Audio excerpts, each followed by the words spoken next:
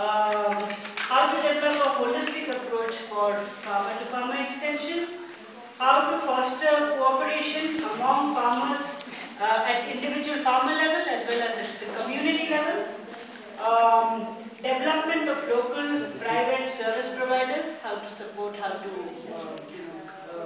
implement such programs. Then one cluster that looks at links between research and RAS, which is also one of the topics that we didn't explore too much in our e-discussions. So links between research and RAS. This is also a card in Spanish which says that there is a lot of learning at the research level. There's perhaps a gap at the farmer level, so how to promote a horizontal exchange.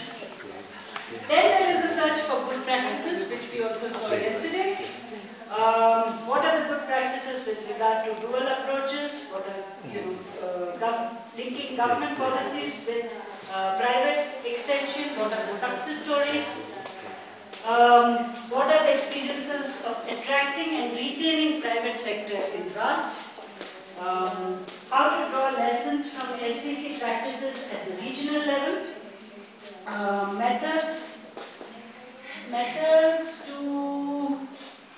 Methods for outreach and efficiency of RAS systems, further reflections on upscaling strategy, research and documenting success stories. So I think it's very much in line with the objectives of the F2F and the AID network to look at what's working there and to document it and to harvest lessons from that.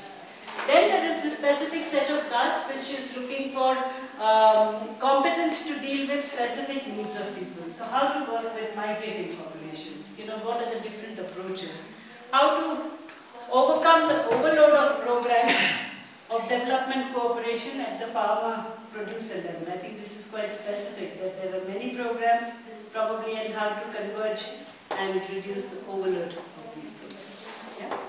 So this is the harvest of potential ideas that we could take forward in the AID network. This is basically a brainstorming this board, and then we will process it further.